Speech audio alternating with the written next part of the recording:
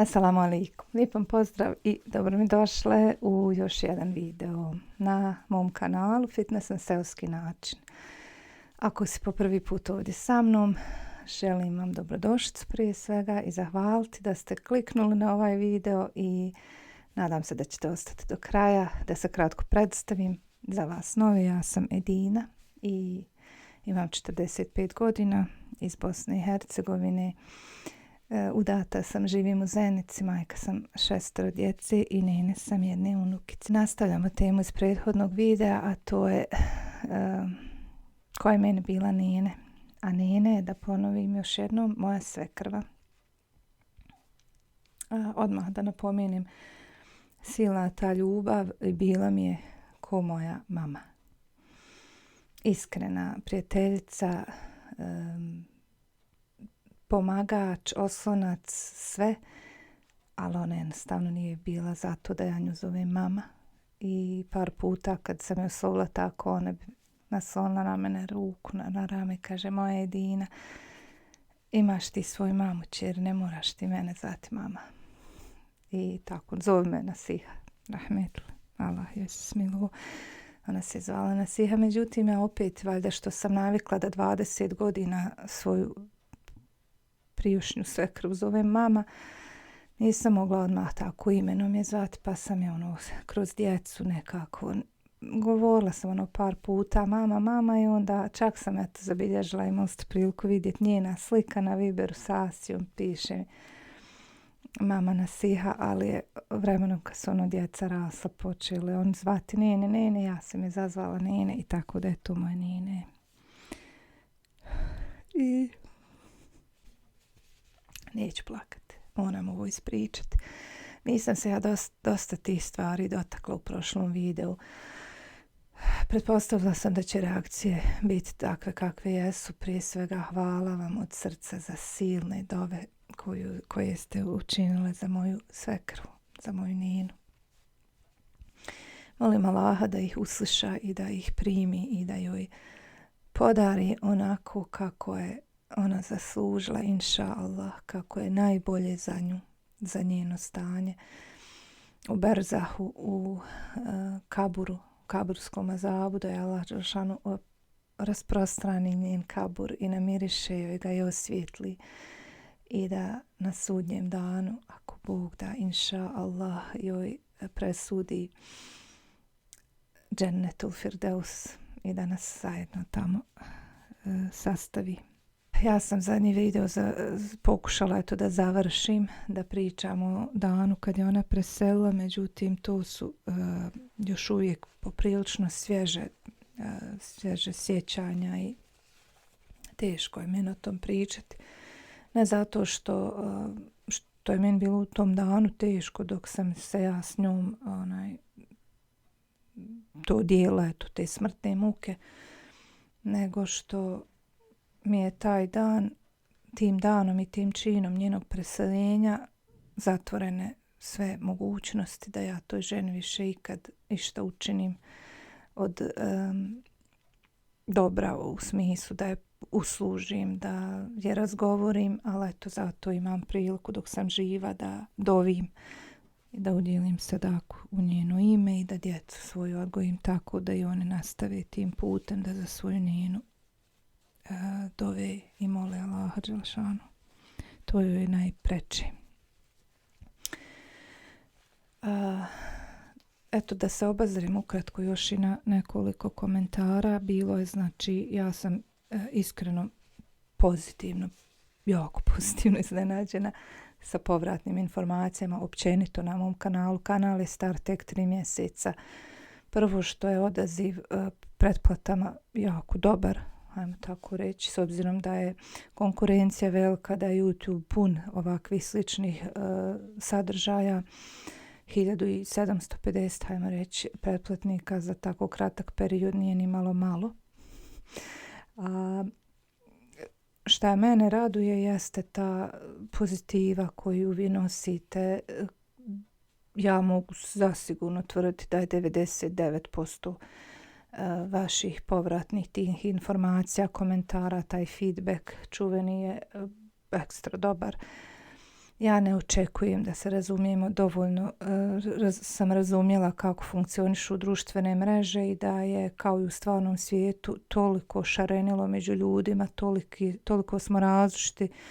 Prvo što su različiti i običaj i vjera i mentalni sklopovi kod ljudi, da naravno ima toliko vas koji bi nešto drugačije od mene uradili, koji se ne slažete, ali u velikom broju je onih koji su razumjeli moju, prvenstveno mene razumjeli i shvatili moj život i ono što ja vama iznosim, moju namjeru, kako ja želim da to do vas dopre i šta vi iz toga da izvučete i da ja se okoristim i da, baš onako kako sam ja i zamislila. Ima onda ona grupa koji su tihi posmatrači, koji bez obzira da li im se nešto svidjelo i imali pozitivno mišljenje o nečemu ili ne, neće ostaviti nikakav pisani trag i to je sasvim u redu. Mene veseli da vi gledate i da na taj način potpomažete kanalu da raste. Ima naravno da ona grupa koji svo to svoje neslaganje, nerazumijevanje na jedan jako ružan način ostavila, vas je, hvala Bogu, jako malo zanemarivo. Sve ono što nije popraćeno sa ružnim tako izražavanjem, psovkama, vrijeđanjima, posebno na toj nacionalnoj ili vjerskoj osnovi, vulgarnosti, to sve takve komentare, sugestivno jednostavno nešto, ono što vi iznesete, sa čime se ne bi složili sa mnom i iz vaše znatiželje, iz radoznalosti pitate ili sugerirate, to ja nikad neću obrisati, ne pada mi na pamet. Mislim, bilo mi glupo da ispod svakog mog videa samo cvijeće i srca. Naravno da ima ljudi koji se ne slažu. Međutim, kad počnu tako ta vrijeđanja i etiketiranja i ne znam, iz tih nekih predrasuda, vrijeđanja u smislu nepoznavanja ili vaše, to je ta predrasuda, letite jednostavno pred rudo, niste saslušali dovoljno, čuli ste, znate, ima profil ljudi koji dovoljno da čuju jednu riječ koja je njima okidač, da pospu odmah. I onda ima vas, ja nisam namjerno blokirala neke ljude da čuju ovo jer ja znam da vi to slušate, koji ste toliko negativni u svojim životima, koji je meni žao. Meni nije žao vas, meni je žao, ja sam previše dugo u životu žalila pogrešne ljude. Meni je žao ljudi oko vas, vaših supružnika, vaše djece, vaših roditelja, vaših radnih kolega. Jednostavno ljudi koji u svemu što u životu dožive nađu nešto negativno. Tako jedan video pun lijepih emocija između dvije žene koje je naš taj neki stereotip, mrze se, desi se znači lijepa priča između snahe i svekrve, čak što više znači je žena umrla, idem tražiti ima li šta gdje ću ja bocnut da ne valja, da ja naš svoje nešto ja tu da pametujem, da ja nju osudim, da ja njoj kažem. Pa bar da se živa bila ispod nekog drugog videa, pa hajde. Ne, nego tako na tom jednom lijepom mjestu gdje cvjetaju ruže, idem ja ispovraćat se. Pa Bože dragi, ali hajde. Sve te dobre mame koje nikad ne bi ostavile djecu, to naravno čitam najviše. Mislim, takav jedan lijep video i vi nađete nešto. Evo ovdje, sad ću ja njoj reći.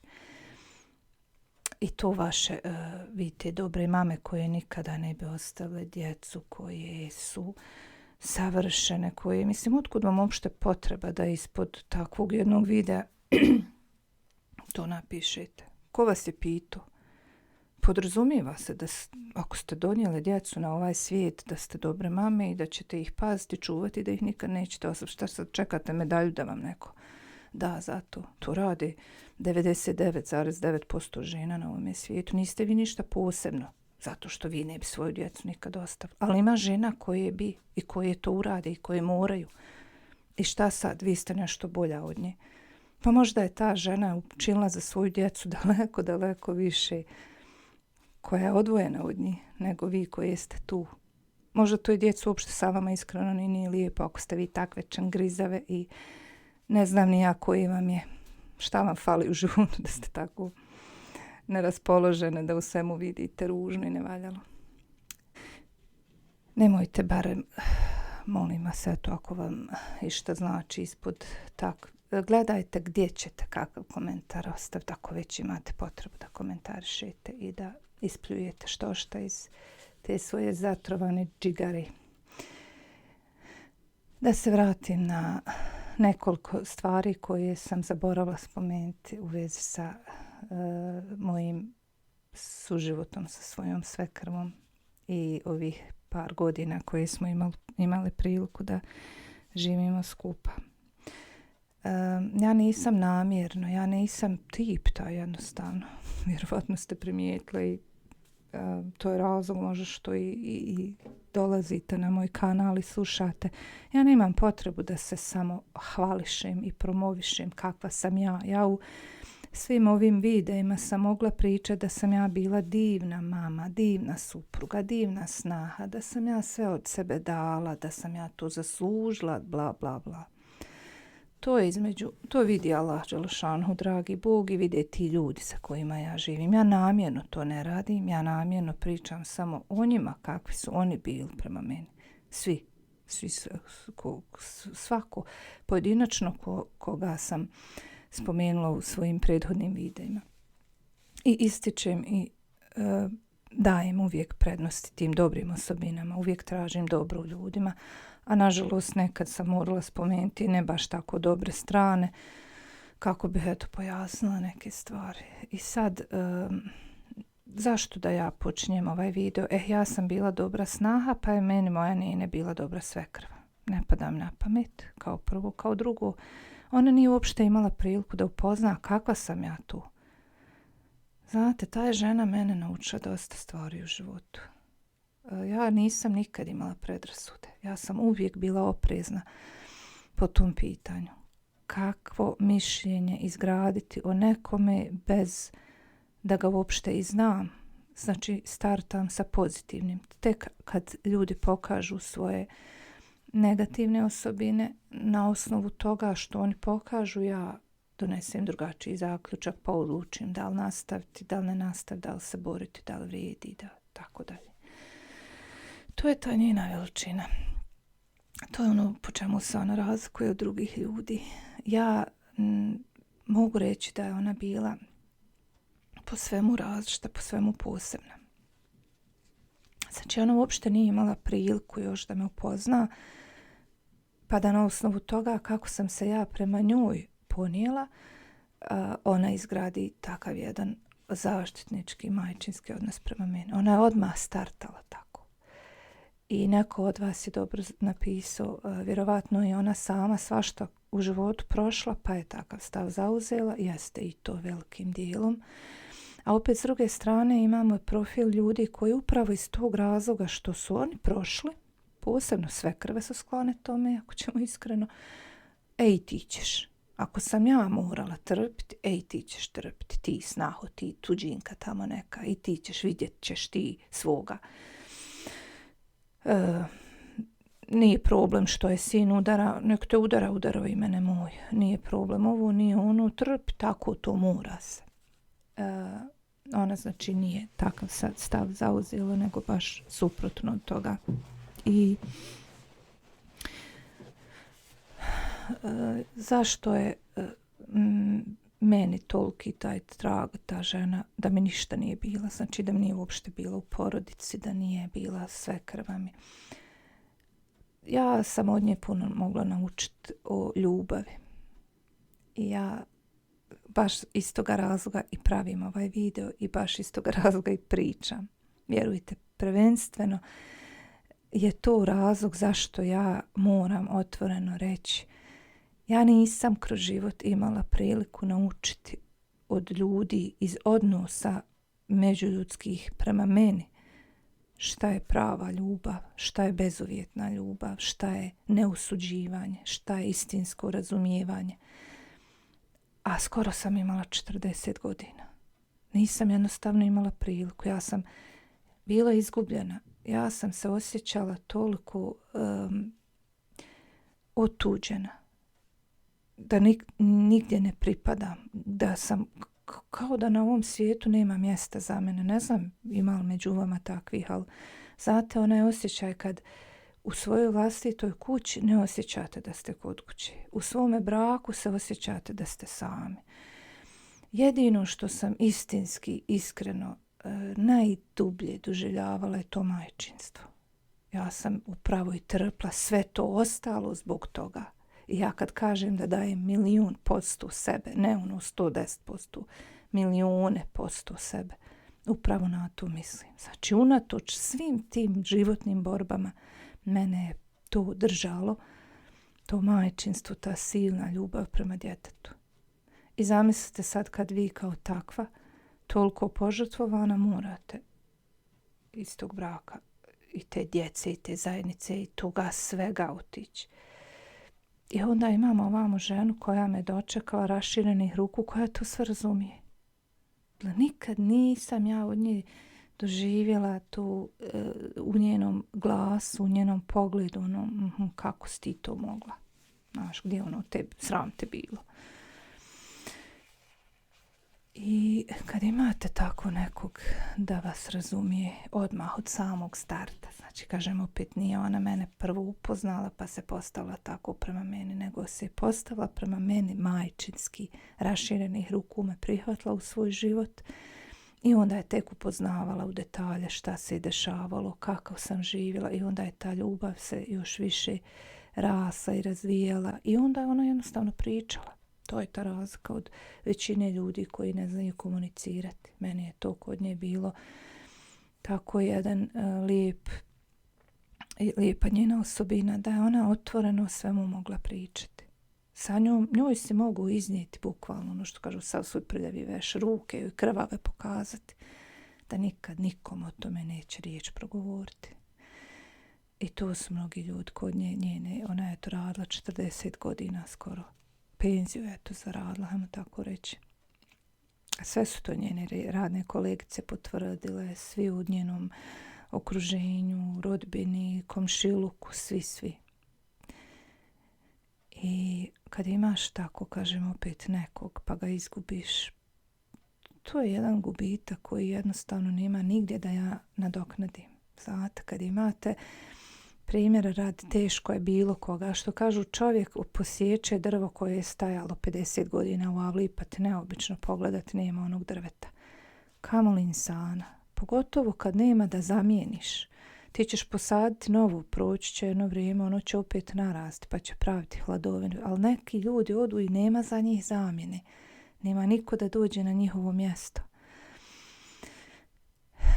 Naravno, tu je moj muž, njen sin, njena replika, ona je baš bukvalno ostala iza sebe drugog sebe u muškom obliku i još smo naravno i prisni se, ali fali tu nešto što imaju žena sa ženom, žene između sebe, prave žene. Šta je mene zadivilo, što ja nisam mogla vjerovati da postoji. To je ta moja začuđenost. Zaboravimo sad to, što kroz par komentara se vraćalo, kako ti si mogla to tražiti, zahtijevati, a ti sama to ne možeš dati.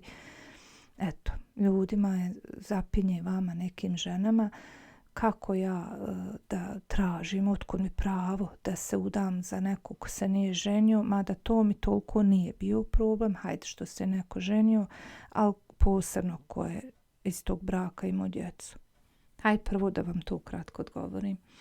Mada sam to htjela ostaviti za onaj video sa vašim pitanjima. Veoma kratko i jednostavno. Za mene to poređenje je toliko zatupljeno i glupo, iskreno. Zašto ti nisi dobra u nečemu što nikad nisi imala priliku biti? A što nisi imala priliku biti? Zato što nećeš. Prvo, zato što ja imam pravo na to. Neću. Kratko i jasno. Drugo, kako kriviti za nekog za nešto što nikad nije ni doživio. Ja nisam nikad bila mača. Niti želim biti. To je isto kao da krivite dijete kojem je mati pri porodu, hajmo reći, umrla i ono odraslo i kaže ja ne volim svoju mamu. Kako neš voliti svoju mamu? Pa to dijete ne zna šta je mama. Nikad nije ostvarilo kontakt. ni na kojoj razini. Nikad se nije rodila emocija. I vi njega sad krivite što ono ne voli svoju mamu. Niti je voli, niti mrzi jer nema te figure u njihovom životu. Tako i to. Što bi ja osjećala grižu savjesti zato što ja nisam se udala za Mehu, nekog koji je bio ženjen i ima 3 djece. Otkud meni sad pravo da ja se hoću udati za nekog ko nema djece i nije bio ženjen. Hajde, bio ženjen manje više, sad kažem. Jednostavno neću to, ne mogu, nisam bila u stanju više biti mati svojoj rođenoj djeci koju sam pod svojim srcem nosila, hranila kroz suze, žrtvovala, bukvalno život mi je došao u pitanju. Tek tad sam se odlučila na razvod braka. Ja sam doživjela panični napad, eto vam internet, kucajte, panični napad vam je borba za preživljavanje. Dođeš u hitnu i umiriš. Imate znači takav jedan život, takav jedan brak i imate osobu koja vas prihvata takva kakva jeste i razumije vas. Meni je čudno da žena mimo toga, znači nevezano apsolutno sad, to je rijetko kad došlo apsolutno u razgovor naš, tamo je brakovi i ta djeca. Osim kad djeca dođu tu i borave i budu sa mnom preko raspusta, dolaze u goste, hvala Bogu, često i volili nenu koji svoju nenu rođenu i ona njih. Meni je čudno da ima ljudi koji toliko nekog prihvataju bez obzira na njihovu znači istoriju i pozadinu. Otkud? Kako je to se rodilo u njoj? To je mene bilo čudno. A znate zašto? Zato što sam ja uvijek i sve upoređivala sa svojom prošlosti. Sa ljudima iz svoje prošlosti. Nikad ja osjetila nisam istinsku ljubav. Osim naravno od svoje rođene matere koja me rodila, moja majčica. Međutim, s njom sam najmanje u životu bila. Ostala ja željna, nije ona mene. Da sam ja ljudima, bukvalno što kaže neko meni u komentarima, prostrla se. Gazite me. Bukvalno ono baš. I on uzeo to tako. Sad ćemo mi. I ja sad ovamo njoj se prostrla kad sam vidjela koliko je dobro, ali ta mene žena neće nikad pogaziti. Svatate, nadam se da ću uspjeti. Pa nema toga. Pa nema ljudi takvih ljudi više. To su evlije na zemlji. Da ti nekom bukvalno kažeš, evo mene, tebi dajem ti se u potpunosti, šta ti god treba. I ono kaže, ma kakvi, nemoj. I tu je bilo u tim nekim banalnim stvarima u svakodnevnici. Ako smo večerali, jeli, ja naravno iz neke svoje kulture i odgoja skočim da operem suđe. Ona mene bukvalno vuče, sjedi, ti si umorna. A i ona umornija od mene, starija, odradila svoju smjenu na poslu. Ona nećeš pratiti. Ja onda moram, kad ona iziđe zapaliti, ja onda moram bukvalno od nje to kriti i brže bolje da je operem, da usisam da nešto. Ne da mi žena jednostavno ništa i do zadnjeg dana. Eto, kad je spala na postelju i umire, tad sam mogla rahat, prati i opet go, hajde sjedi. Nekome ko ovo sluša je to sve normalno. Zato ljudi što ste imali ljude u svom životu.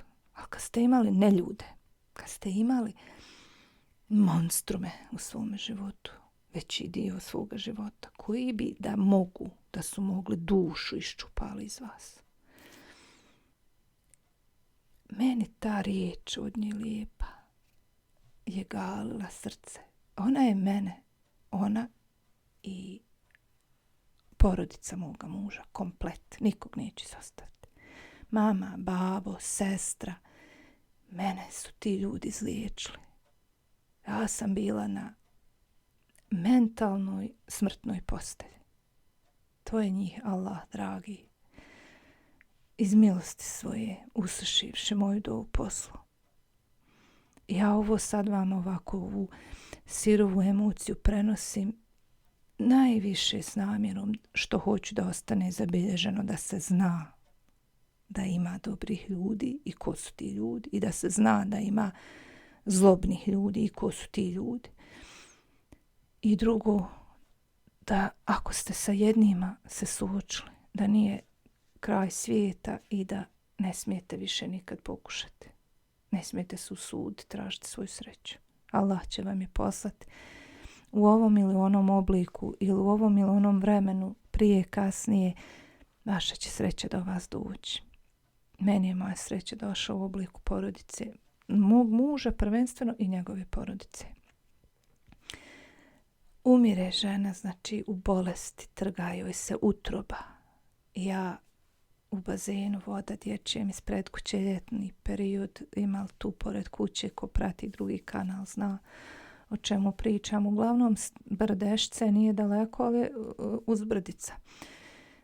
I voda se u bazenu zapredala i hoćemo mijenjati. Tako tih dan, dva, kad je to već nije za kupanje, ja grabim sa kantama za zalijevanje, svaka je u 10 ili više, možda čak litara, i ja vučem te kante uzbrdo i zalijevam meni te vode i žao u jednu ruku i u drugu hajdraku, možda je sigurno odstajala je voda bolja od ove iz česme, i ona na mene galami: bacaj te kante, Dina. Nema tu pretvaranja, žena umire, žena nije do nje.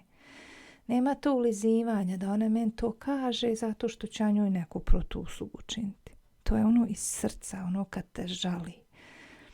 Bacaj te kante, reko, žao mi ne žali leđa, treba će ti zdravlje, čuvaj. Ja to nisam nikad tata čula. Možda sad kažem vi koji to imate u svom životu, Allah vam dao da ste takve ljude imali kroz čitav život. Ja nisam. Meni je to, znate kako to meni, svaka ta njena riječ, i njena, i od svekra, i od zaove, i od muža pogotovo, jel, sve one rane što je nekad neko zadavu, se liječi sa takvim riječima. I sad kad više nema te osobe, ima muža, opet ponavljam, ali da nema meni moje njene.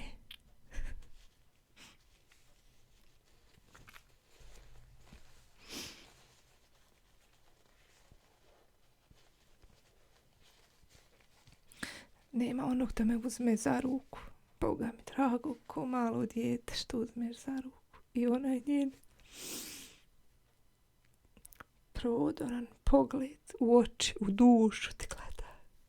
I dovoljne 2 riječi da kaže. I smirite.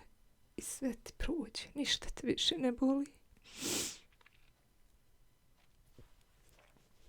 I meni će moj muž reći: nemoj ostav to, ja ću. I imam svoju djecu, hvala Allahu. Uvijek su tu za mene i zovu i pitaju i dolaze i pričamo i smijemo se, veselimo se. Imam svoje roditelje, zovemo se, obilazimo se, ali nema one koja je pomogla da stanem na svoje noge i koja mi je vratila vjeru u ljude. Jer znate, majčina ljubav kad vas vaša mama voli, pa to je ono što kažu podrazumijeva se. Allah je to stvorio tako da vi volite svoje dijete, da dijete voli vas, jer ste vezani. To je neraskidiva ta veza, supružnici, jel? Ali sve krva, pa ko je sve krva? Svatate što je to toliko meni znači? Što je ona možda zadnja osoba u mom životu koja bi trebala se brinuti o tome kako se osjećam. I eto, toliko tih nekih događaja. Sve to te sitnice i svakodnevnice koja su satkala jedan lijepi čilim ljubavi. Neizmjerne, bez ikakvih uvjeta, bez ikakvog interesa. Znate, ja nisam nikad osjećala interes neki njen, ko što sam slušala od mladih dana, da ono, ako neću ja biti dobra sad, kako će biti meni u starosti.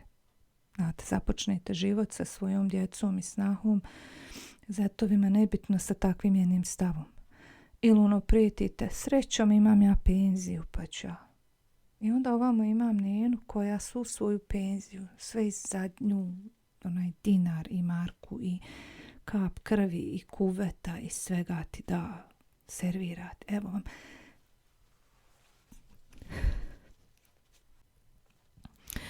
činjenica da je za nje u novčaniku ostalo marku i 80 pfenniga. I neko malo nešto srebrnog nakita, neke naušnice, eto to je volila. Od sveg njenog imetka. Sve vam govori. Skromnost, zahvalnost.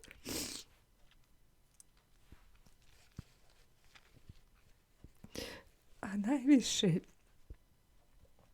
šta je ona čime je liječila dušu kad si nasikiran. Ja to njoj nikad nisam ispoljavala. Mene je toliko naučilo u životu da krijem emocije i straha da će biti povrijeđena kad ih pokažem. Ali ona vidi, ona osjeti njezino hajmo jedina kahva. Stalno sači te riječi. Pa kakava paurin, kakva. Ne znam. Nema potrebe ni za kakvim antidepresivima kad imate takvog nekog u životu. Hajmo, evo je gotova. Ima je to i na videima, zato mi je drago što smo snimali i zabilježili, mada ona nije volila to. Tako je da većina tih starih ljudi ne voli da se snima, ali tako mi je drago. Sad vraćam ta videa i gledam kako smo bile tim. Da Bog da svakome Allah dao da ima tako nekog u svom životu. Melem za dušu. A posebno tamo gdje se najmanje nadaš i očekuješ. Jer ja sam strepla. Ja kad sam upoznala Sanela i kad mi je tako spomenuo, naravno da ima roditelje, da živi sa mamom. Mada on je onako živio nekad s mamom, nekad s babom, nakon što se on razveo. Ja sam eto rekao, hvala Bogu, eto našla sam sebi svoju srodnu dušu.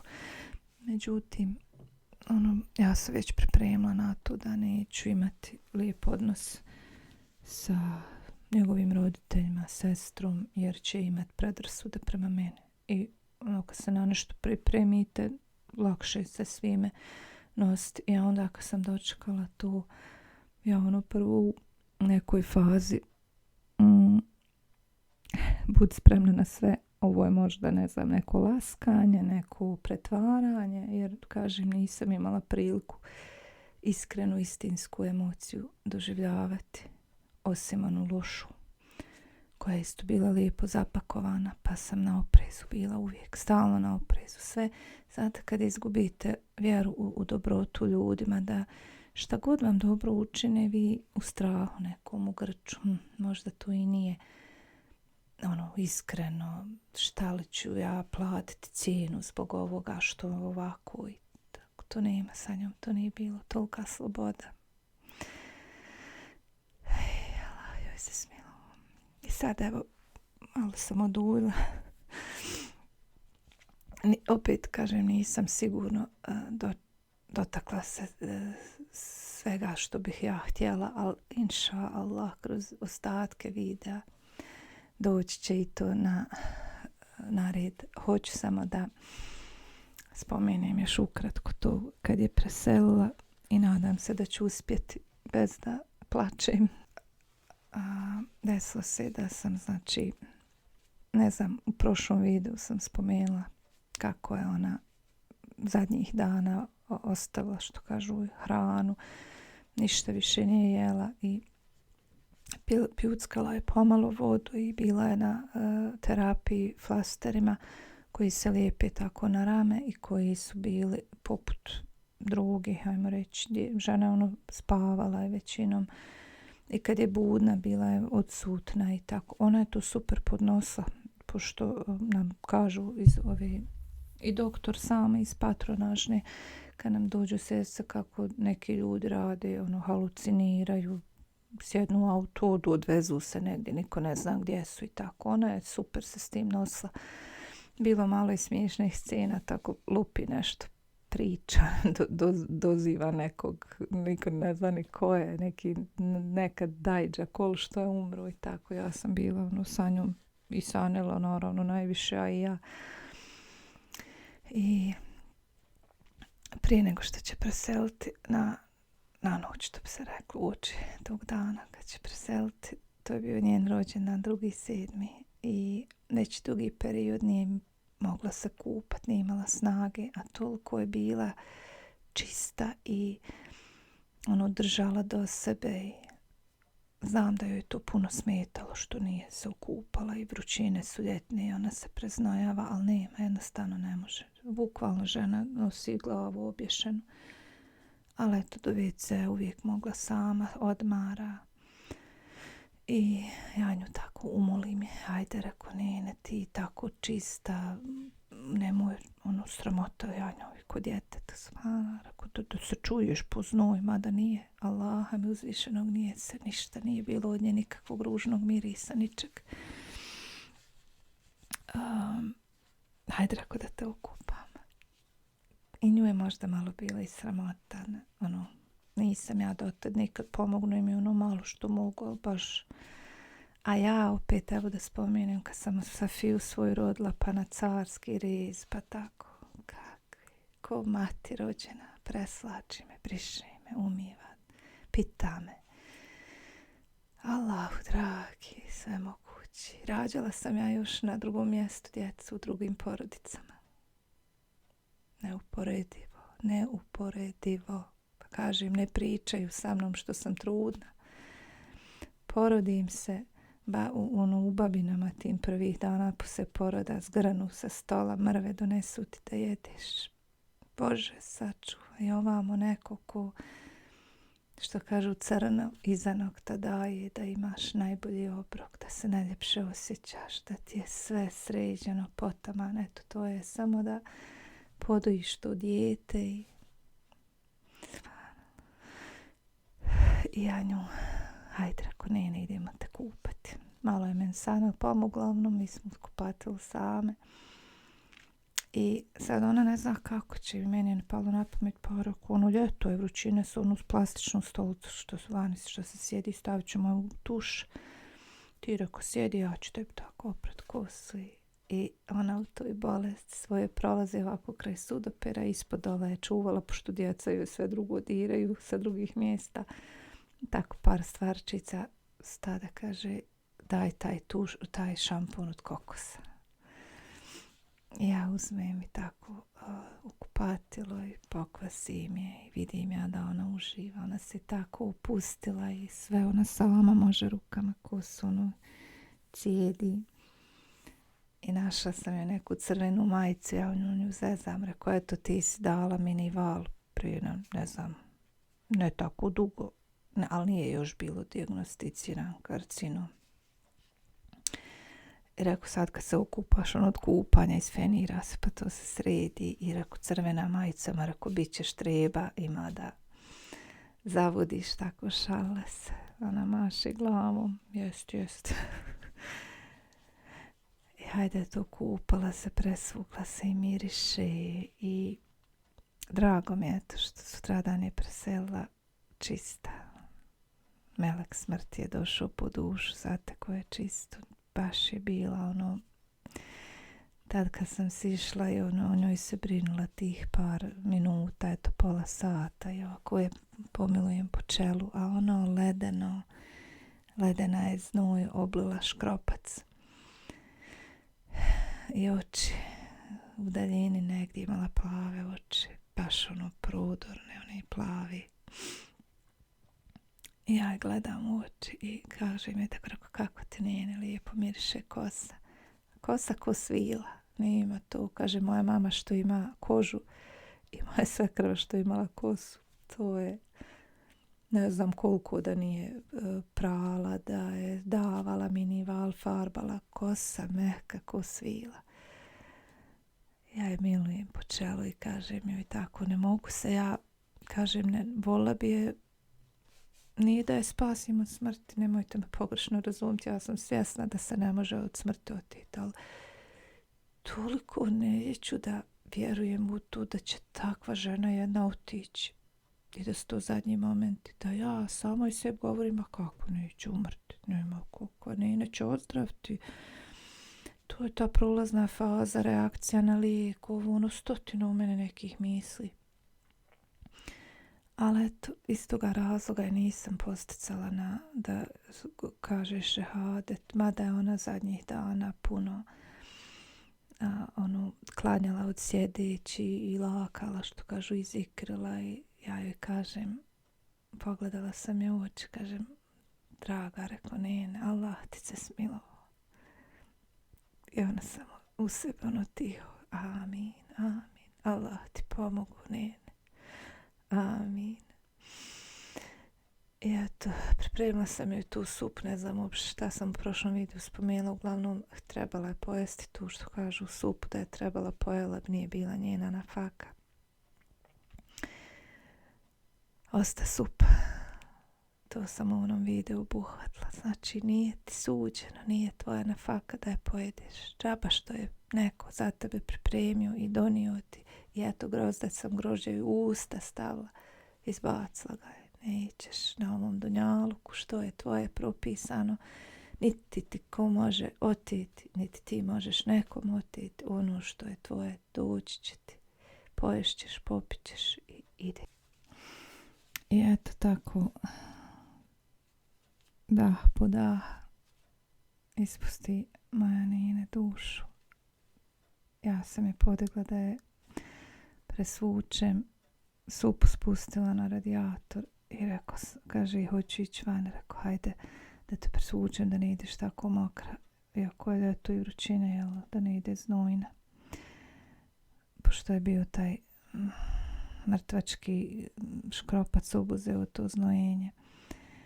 Ja sam ona se oduspravila, ali ne može jednom, vrati se i drugi put, onda hajde, rekao, hoćeš moći sada, pa ću ja, planiram zvati Sanela da izvedemo van, nema šanse da ja nju sama izvedem. Toliko je njoj tijelo grohnulo i ono otežalo, predala se. Odnosno u tim momentima je već žena umirala. Njoj su se ruke sledile od smrti, kako ona meni kaže. I kako sam ja nju oduspravila, rekao, sačekaj, zaboravila sam joj tu novu odjeću, ili sam nešto, majicu sam uzela, zaboravila potkušu, uglavnom, to su bile sekunde, odmah je tu komoda, njena odjeća, ja uzimam čistu i sa nje skidam mokru majicu i ona u tom momentu, pravo malo se kad hoćete pomoći nekom da vam svuče odjeću sa ramena, sa glave, malo se izmigolji. Ja kako skida sa nju majicu, ona izdanu. Svo se tijelo tako. Ode duša. U tome momentu, bez da sam ga zvala, Sanela otvara vrata. Upravo u tom momentu. I zaplaka, vidio njeno stanje. Pa što me Dina ne zoveš? Pa rekao, evo sad žena živjela, sa mnom pričala. I nju, mama, i ti trenuci, ti prizori, to je. A ona već otvori oči širom i zjenice se proširiše i još je hropa tako tiho. I ona govori opet u nadi, pa ona mene čuje. Ja sam zanimla. Pustila sam ga onda s njom da on se tako halali, oprosti. Ja sam znala da je to. I onda me neka sreća obuzela što sam bila tu s njom u tim momentima. Nije pokazivala strah, paniku, mir, tako koji uvijek u miru živjela, s mirom otišla. Inšallah, sa Allahovim zadovoljstvom. Eto, to je bio život moje Nine. I sve mi je nekako taj sad proces dalje, ali ja sam to tako smireno, ja sam inače takva. Ja sam nju podbradila da ne ostane otvorena usta i obukli je lijepo i stavili joj maramu njene mame, neke, mi zovemo kerce, ne znam kako kažu ovdje, ima neko naziv, uglavnom one stare tanke marame sa onim heklanim okolo. I ja sam njoj to tako zavila i oduspravila joj noge da ne ostane ukočene, jel, pružila je lijepo, prekrila je čaršafom. I zvala djecu i Safija isto viče, Nina spava. Kasija je shvatila da je preselila i došla je onda i kćerka i unuke i tako, eto, to neko ispraćanje. I meni je sve bilo lako dok nisu došli po nju. Nekako lako, ono baš ko da i ja sam podsvjesno se sve čovjek pripremio jer smo stvarno vidjeli da nema tu više. Ali uvijek je i dalje je u mene prevagnjivalo, hajde možda je to samo ti reakcija na lijek, da će joj sad biti u te počuve neke trude bolje, ali zato sve je bilo kasno. I kad su onu vreću neku ko nosila nešto, ono, ko u putovaljku te spakovaš i rajfešluz i ponesuše, tad sam ja izgubila onu kontrolu, što kažeš, Sana na to reče. Eto ti kaže, ode ti tvoje nine. Iziđe na vrata svoje kuće gdje se više nikad neće vratiti. I meni puno, nama vjernicima, svima, jel, puno je lakše sve to podnijeti znajući da je, ako Bog da, naš ponovni susret je na jednom puno ljepšem mjestu gdje neće biti drenova i vrećica i cjevčica i bolova. Kad se samo sjetim njenih bolova, kako je ona bila agonija, a kako je to sve trpla. Bože dragi, od čeg je ta žena bila? I sutradan je odmah bila dženaza. I tad kad su je odnijeli, ja sam snimao onaj video na našem drugom kanalu. Htjela sam jednostavno u tom momentu sve to zabilježiti onako kako je ostalo i za nje u momentu kad je preselila. I ta supa i taj čaj i to sve njene stvari. I znam da sve što čovjek slika i snima mora, pogotovo ako ja snimam za YouTube, ja to moram stalno brisati, stalno mi fali memorije. Ja sam namjerno to u taj video što prije sastavila i objavila da me nikud ne pobjegne. Ja to želim zadržati u tom momentu. Ma kako to ko doživio, tipa sve za like, to taj se video čak nije ni monetizovao jer sam ubacila na kraju onu ilahiju pjesmu o majici. Znači od tog videa nemam ništa, a opet imam puno, najviše. I ona i mrtva, hajmo reći, doprinijela tome, eto, da je puno ljudi se zbog tog videa pretplatilo i dolazila je još jedna penzija i neki za dženazu i subhanallah, dok je živa, evo, sve od nje, sve što imamo njeno je, sve njenom zaslugom.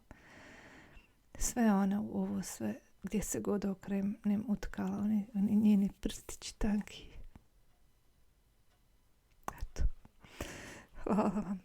Izvinite, tako sam bila previše emotivna, ali ovo je super. Prije mjesec dana ili 15 dana ne bi uspjela ni ovo. Ima skoro dana da sve što pogledam, sve njeno, odjeću smo tek nedavno popakovali. Jedva saneli to. On je htio biti tu, ja hoću, reko ja sama, da ne moraš ti, šta ću, sve moramo skloniti. Kad tad i dođe mi na san. Često je sanjam lijepo, veselo, sređeno. Molim Allaha da joj oprosti, smiluje se i vede u najveće deređe dženeta, bez polaganja računa. Mene što se tiče, nek joj bude tako. A vjerujem i mnogi drugi će isto o njoj reći. Hvala vam, to je ta priča o mojoj neni. Ako Bog da, nadam se vašim dovama iskrenim za nju i vjeri u dobre ljude i u dobre svekrve. To mi je bio nijet, cilj i namjera sa ovim videima. Mi se vidimo ako Bog da u nekom od narednih videa uskoro. Hvala vam na pažnji.